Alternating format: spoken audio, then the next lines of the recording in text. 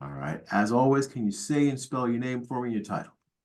Rabbi Samuel M. Cohen, Cohon, Senior Rabbi of Congregation Beit Simcha, Simcha. All right. So I guess Israel still has to agree to this, although it looks like they proposed a lot of this. Just give me your basic thoughts on this. So, first of all, the idea that the hostages would finally be released, even in a staged series of releases, is extremely good news for, I think, Jews everywhere, for everyone who cares about justice. And we are excited to see that it's possible that it's coming out on Yom HaShoah, Holocaust Remembrance Day, is also really important.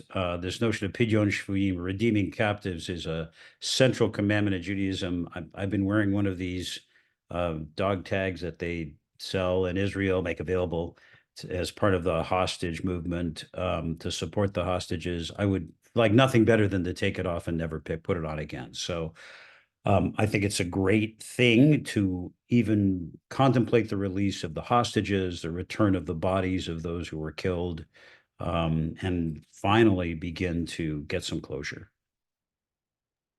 There seems to be some excitement on both sides for this because I was Right. reading the article. They say even the Palestinians will begin to celebrate in the streets. So it's not final, but No, just by hope right. is what people just want. They just want hope. Yeah, I think everybody wants hope. It's been such a brutal 7 months, frankly, since October 7th, when the Palestinian terrorists of Hamas brutally attacked, raped, murdered, committed arson, and then captured all of these people, many of them young, elderly. I met with the brother of one of the guys who was given the proof of life, showed him still alive like last week. That's the first time they've had any of that since the first hostage release process back in the fall. So the idea that these people would be able to become free is extremely important.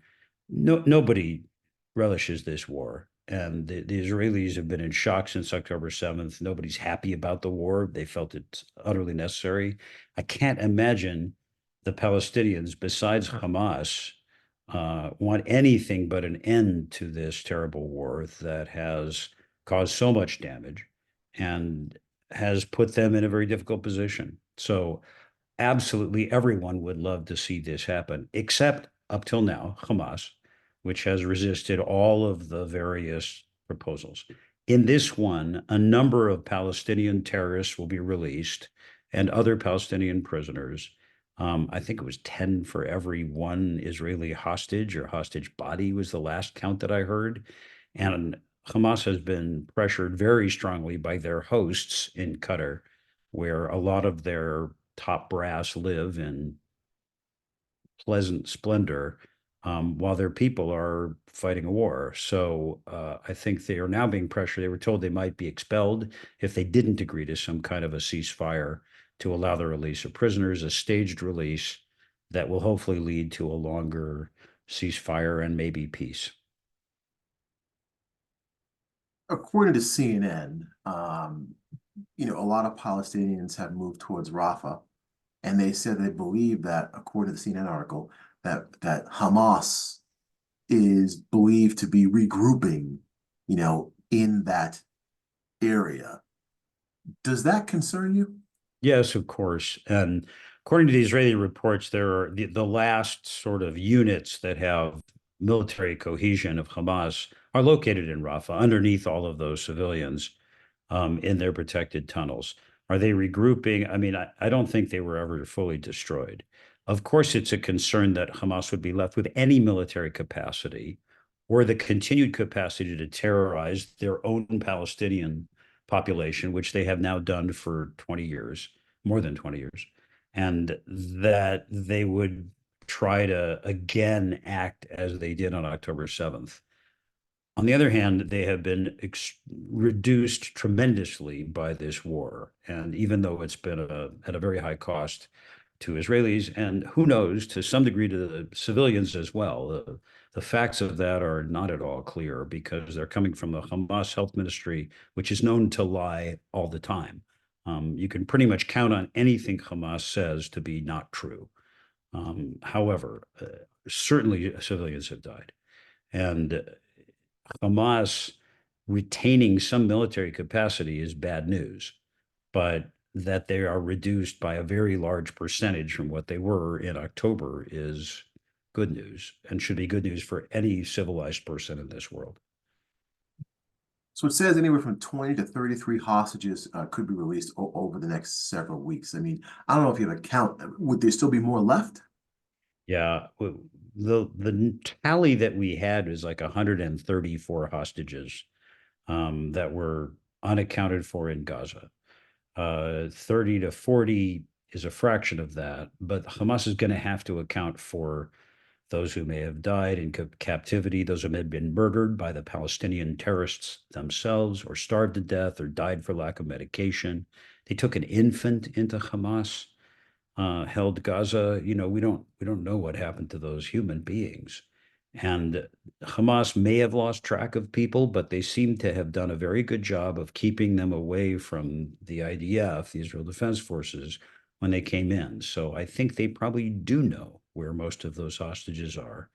We know they took the dead bodies of Israelis into Gaza in this ghoulish effort to extort concessions from Israel. They're going to return the bodies of some Israelis, I'm sure. So I don't know how many, and I'm not sure anybody definitively knows, but I suspect Hamas does. Um, as this thing is being discussed, my understanding is Israel hasn't totally accepted the deal yet. But do you think that this is the best deal we're going to get right now? I think it is. Yeah, I absolutely think it is. And I think the pressure on the Netanyahu government has ratcheted up tremendously. And, people keep saying, oh, they're about to attack Rafah and it's going to be a humanitarian disaster. And, well, Israel has kept that pressure on now without attacking Rafah for the last, what is it, 6 weeks or something. So I think that was strategic because they knew if they said, oh, okay, we're not going to do it, then Hamas would just go back to doing what it's doing, trying to extort more and more, continuing to terrorize the Palestinian population. Also, want to note that people have talked about this imminent famine in Gaza. I'm sure that it's very difficult there, but that famine has now been imminent since the beginning of, I think, December is the first time we heard about it. And it's taking a while to take place. So I don't know if that means that there is actually a fair amount of food there, or if it's just the kind of overblown rhetoric that we're seeing so much of the time about, this is going to be a terrible humanitarian catastrophe, and yet it doesn't quite turn out to be true.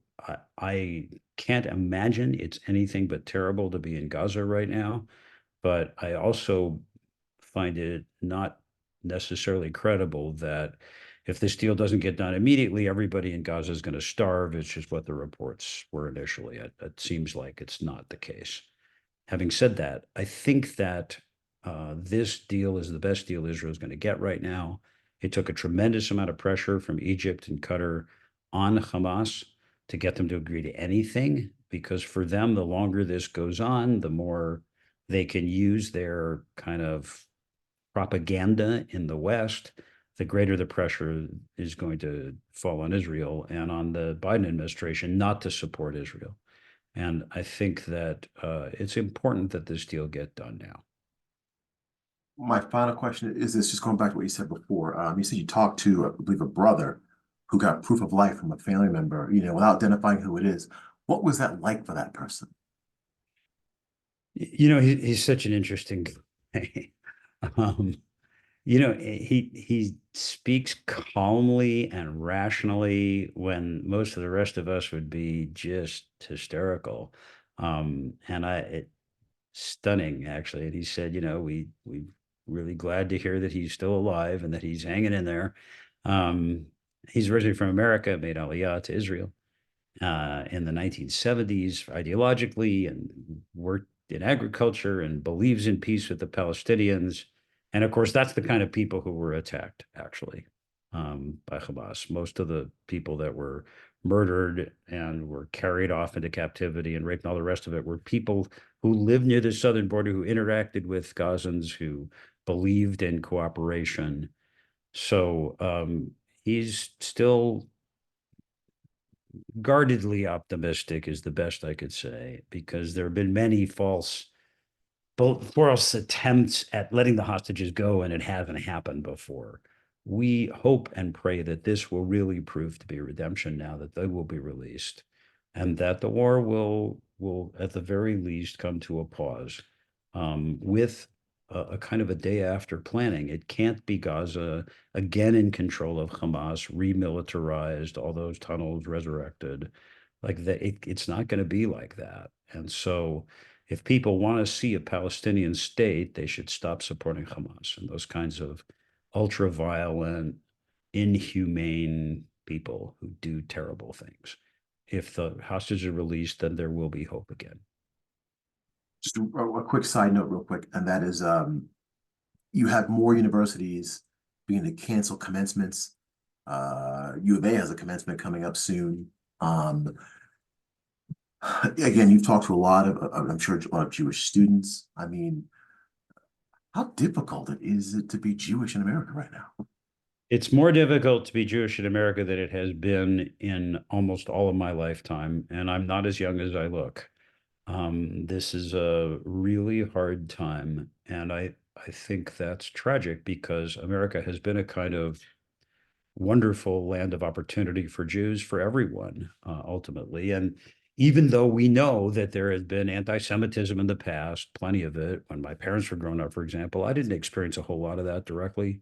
And now we're seeing it. We have kids in my congregation who are going to the U of A and are uncomfortable showing that they're Jewish and feel harassed. And that's minor compared to what's going on a lot of other campuses. That's tragic. It is a carefully orchestrated campaign paid for by some of the same people pushing Hamas to make a deal now, like Qatar, which funded these kinds of Voice for Palestine organizations all over the country. And we're seeing the results of that, which is a lot of people who don't know anything about the Middle East going out to protest the latest cause. But some of them are bad actors and some of them act violently. And it's tough to be Jewish, tougher to be Jewish. It is not nearly as tough to be Jewish now in America as it was in many other times in Jewish history. But it is a shame to see that happen in a country which has long understood what it means to accept diversity and religious pluralism and an experience of a nation in which everyone should be shown respect, whatever their race, religion, background, foreign origin. Like that's what America should be about. And it's time that we return to that. So tell people what today is about. It's the beginning of hope. Um, you know, you're never wrong to worry about the Middle East because things go wrong. But I would say that there's a tremendous amount of hope that the hostages will begin to be released, that this war will come to a conclusion, and that things will begin to calm down and some reason can be applied. And I hope that for the Jews and the Palestinians, the Israelis and the Palestinians in the Middle East, that this is the beginning of a new day. Um, you can never go wrong guarding your hope in the Middle East, but it is a time for Tikva. HaTikva, the national anthem, is anthem of Israel. I sang it yesterday at a Yom HaShoah commemoration, means the hope. It's time for that. Is there anything you want to add that I did not ask you? We've been praying for the release of these hostages in my synagogue at Beit Simcha since October 7th. We started by wearing these blue ribbons and then, the whatever symbols we could use to show our solidarity. Nothing would make us happier and would make Jews all over the world happier than the release of these hostages to try to recover their lives. It's so foundational. And our prayers are with them, our thoughts are with them, our solidarity is with them. And then we can begin to think more rationally about what that part of the world should really be like.